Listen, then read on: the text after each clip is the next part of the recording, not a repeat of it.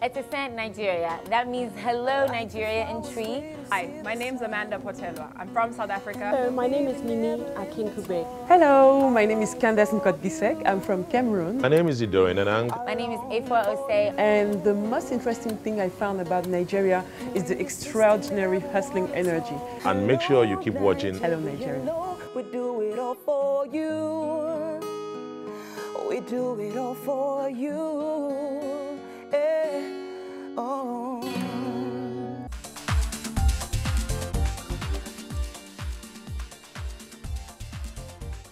Hello and welcome back to the show. This is Hello Nigeria, in case you're just tuning in. And we're still celebrating the Easter season here. Now, for those of you who have set goals and dreams and are wondering how to achieve them, stick around. For those of you who have given up because your first quarter wasn't quite as encouraging, your second quarter can actually start on a brand new note. I'll be showing you how shortly with Lanre Olushola dishing out tips. But before then, we have our first guests in the studio. We've spoken so much about corruption and how we as individuals should hold our politicians and our leaders accountable. Today we have two artists who are here to talk to us about art and how we as individuals can use art to tackle societal ills, holding our governments accountable. On my immediate left, I have Shongotoye Olayinka Stephen. He's the General Manager, African Arts Foundation. Thank you for joining us. Thank you. Good afternoon. Good afternoon. And on my extreme left, I have Ihayi Onwe-Bucha. He's the Associate Curator, Center for Contemporary Arts, Lagos. Thank you so much for joining us. Thank you. Great to have you on the show, and such an interesting take we're looking at this afternoon. We're particularly excited because I'm sure you watched our show earlier on where we were talking about corruption, the government, ills in society, you know, people stepping up to the plate. And we're talking about using visual arts to actually tackle this.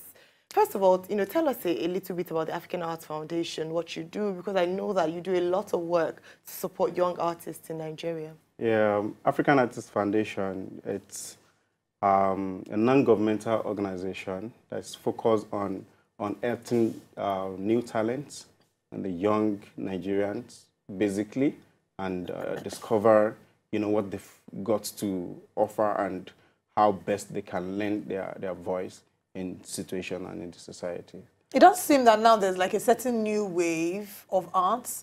I don't know if I'm the one that's just noticing it in Nigeria. It does seem that now people are beginning to warm up to the art. We're beginning to have art festivals. I know of the Ake Festival. There was one you did last year. Yeah, Lagos Photo Festival. Lagos Photo Festival. We're seeing more people warming up to the arts.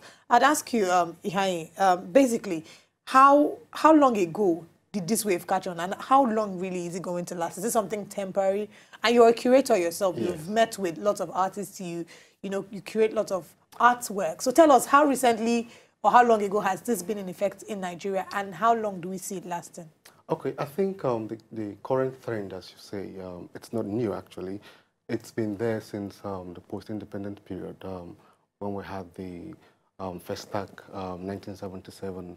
And before then, the arts scene in Nigeria was very strong. But then, when the petrodollars came in, things took a different turn, and then the arts went back. But thankfully, thanks to a couple of young people who are pushing it now in the arts, things is changing and the scene is growing fast. We now have an art fair and a couple of festivals in Lagos and other parts of Nigeria. So I think it's come to stay and it's going to get better. Brilliant. I'm glad you talk about art being very powerful and it's been around for very long. And I'd like to ask you this question, Shongotoye, Stephen, that how powerful is art? And in what ways can art, influence society? If we look back in history, it's been used as a tool in many cultures. So how powerful really is art, and how can it impact Nigeria as a society? Thank you for that question. Art actually is our culture. Art is us. Art is Nigerian. What do I really mean by that? Is that art sustains, our forefathers. It was their work, and it was what they lived on even before the Western came, saw the best in our art and, did it the way it went. And, currently we are still striving to retrieve those works back. Art is something that earns you a living. Art is something that, builds your character. instead of constituting a nuisance in the environment or in the society, art makes you focus because it engages your, the entire being, makes you focus on, the creation of the art piece. And art, without art, with art, you can't just be jobless. You've got something doing. So art is so strong, and it embodies our history, our culture. It's art is what should live and will live forever in the society. Brilliant. All right. Do you want to add to that? Okay, now I know you're as an art curator, you've seen all forms of art. Yeah. And I know that we can tell a strong story, you can pass a message. So do you want to add to what he has said before I ask you actually what I want to? Yeah, well, yes. Like he said, art and politics, or art as a means of correcting the ills of the society, has always been there from the traditional African art. Then there's a saying in Igbo that what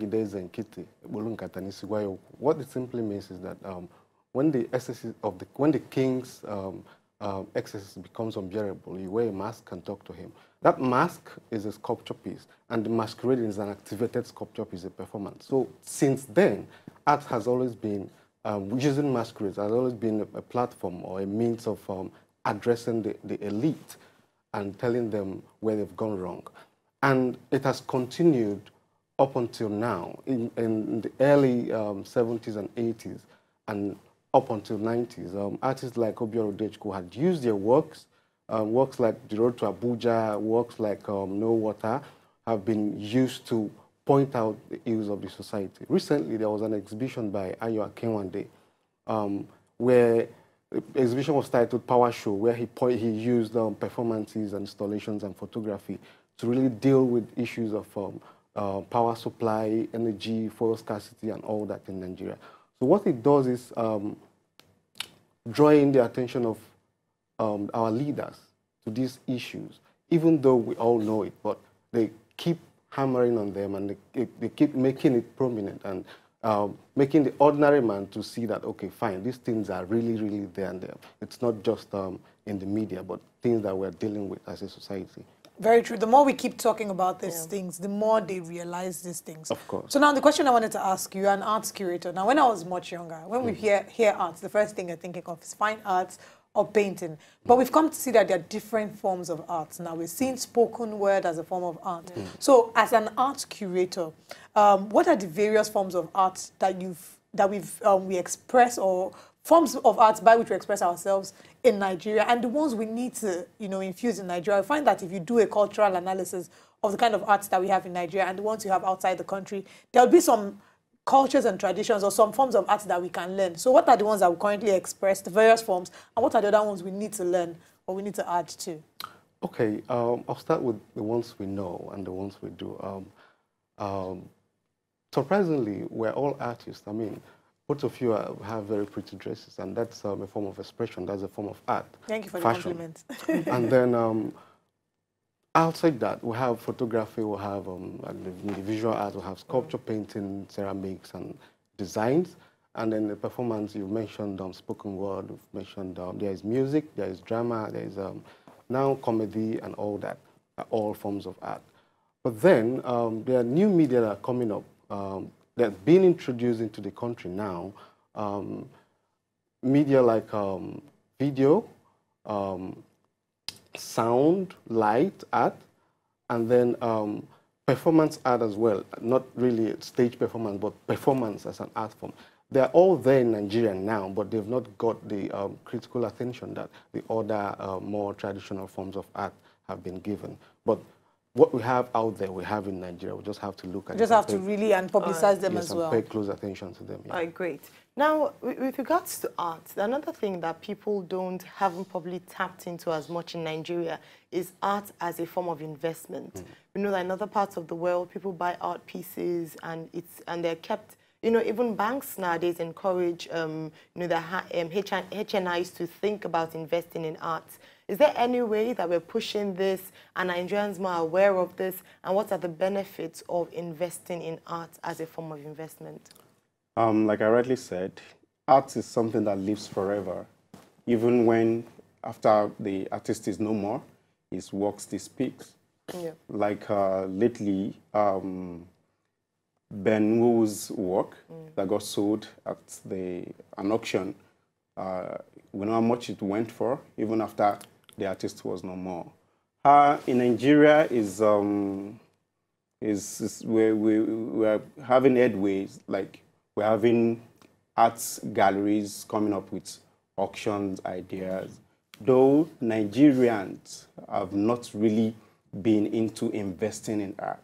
But with time, it's getting better compared to, how it was before. But art is what, you can own, even have as a legacy.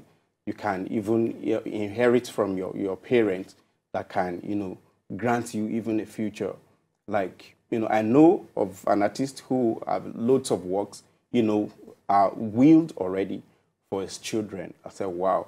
So Nigerians are, getting to know more about art. I know by time private galleries and even government galleries are coming up with initiatives to get people aware of the essence of art. I think Nigerians will buy more into investing in art. As a follow-up to Ayo's question, we're saying that there are certain artists, like a Picasso's painting, there are certain people that can sell everything they have just to own one painting. And it's like it's a thing of pride.